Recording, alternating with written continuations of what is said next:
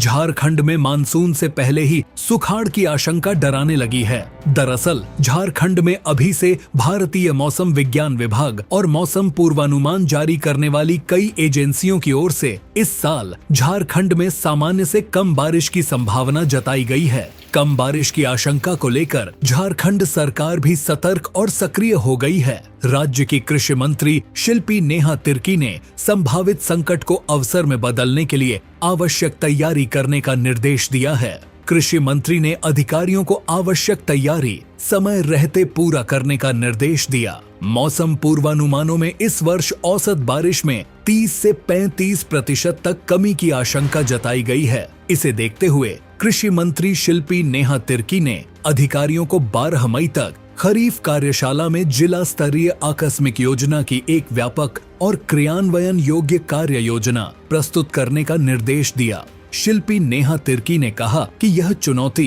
केवल किसी एक क्षेत्र या राज्य तक सीमित नहीं है, बल्कि इसका प्रभाव देश के कई हिस्सों में देखने को मिल सकता है। विशेष रूप से मध्य भारत में सूखे जैसी स्थिति बनने की संभावना को नजरअंदाज नहीं किया जा सकता। ऐसे में राज्य सरकार समय रहते ठोस रणनीति के साथ मैदान में उतर चुकी है।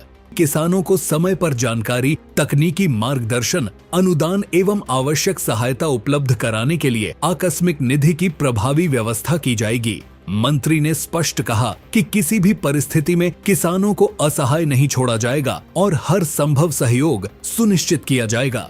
सरकार ने खेती में विविधीकरण को इस रणनीति का केंद्र बनाया है। किसानों को केवल धान पर निर्भर न रहने की सलाह देते हुए मंत्री ने कहा कि विशेषकर ऊंची भूमि क्षेत्रों में मड़ुआ यानी रागी, उड़द, मूंग, सोयाबीन जैसी कम पानी में होने वाली फसलों को बढ़ावा दिया जाएगा। साथ ही भूमि की प्रकृति के अनुसार धान की उपयुक्त किस्मों के चयन पर भी विशेष बल दिया गया है, ताकि कम वर्षा की स्थिति में भी उत्पादन प्रभावित न हो।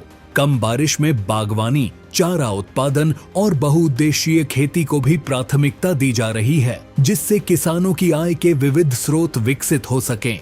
सूखे की संभावित स्थिति में मेड़ों पर सब्जी उत्पादन, अरहर की खेती और मिश्रित खेती, इंटरक्रॉपिंग को प्रोत्साहित कर जोखिम को कम करने की रणनीति अपनाई जाएगी।